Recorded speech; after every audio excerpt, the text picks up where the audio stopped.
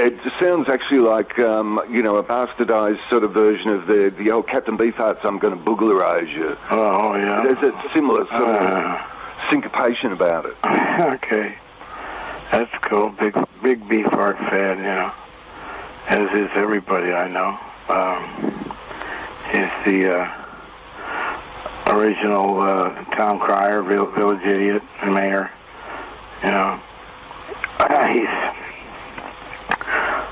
He's very ill, and I have some friends who are friends with him, and oh, that's sad. So keep him in your prayers and your thoughts.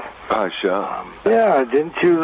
About the locomotion and the potatoes and the, and the swim and the mess around and the glide and the stomp and the pony and the twist and the peppermint twist. That's right. It's like nobody thought anything of it. And I realized I hadn't heard one in a long time. So we made one. How you open and how you close is always important because it's like putting a set together on the road, My wife's better at it than I am. Speaking of being on the road, how are you going to work these songs live, given the way they were worked up for the record, which is pretty unorthodox? I really don't know. Oh, you haven't tried yet?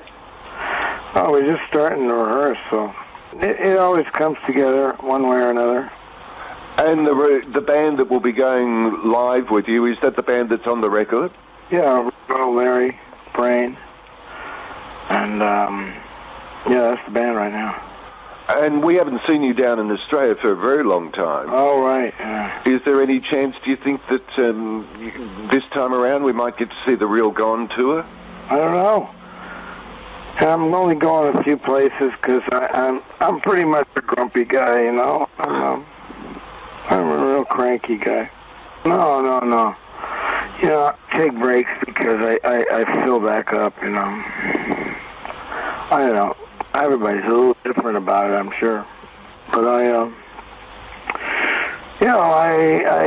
leave it alone for a while, and then I come back to it, and then see if I've,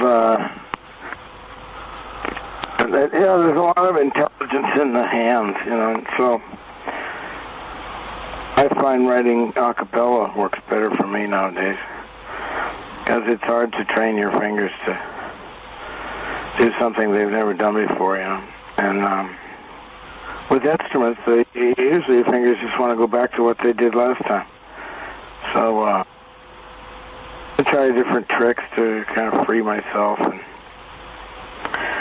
pick up an instrument I've never played before, or, just to have the thrill of unfamiliarity, and the feeling of discovery. So I do that same thing with music, that people I work with. So, okay, everybody switch instruments. And, switch. I don't play drums. You do now, And sometimes surprising things happen.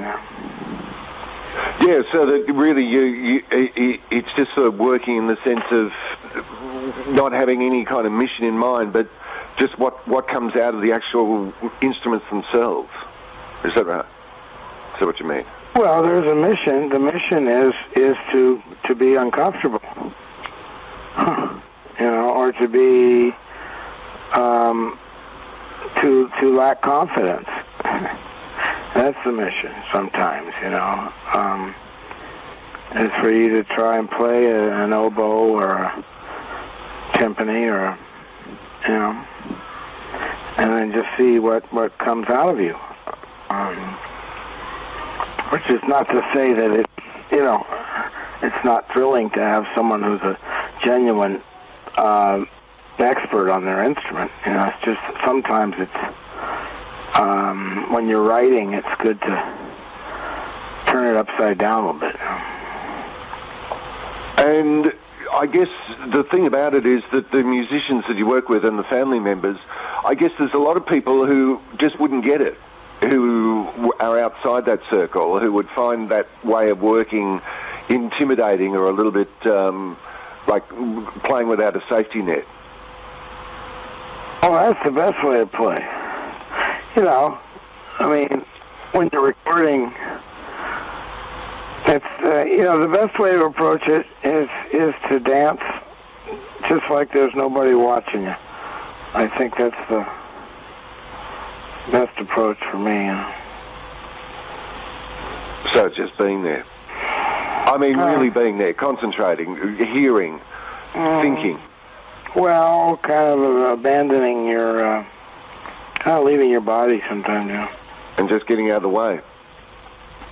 Yeah, I guess so, yeah. Because sometimes the songs have a particular direction that they want to go in. You know, I don't think songs like being recorded at all, to be honest with you. I think the whole process is a little violent. You know? And that most songs, I think, would prefer to be just to continue to evolve through being learned and changed and taught to somebody and passed on again. The old-fashioned way, you know. You refer to songs as if they're entities, as if they're beings independent of you. Yeah. You reckon they are? I reckon they are. Right. Yeah.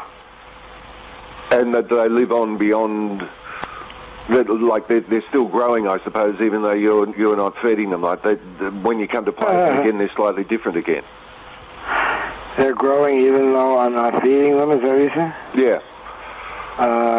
That's a good one. Yeah. I don't know what they eat, to be honest with you.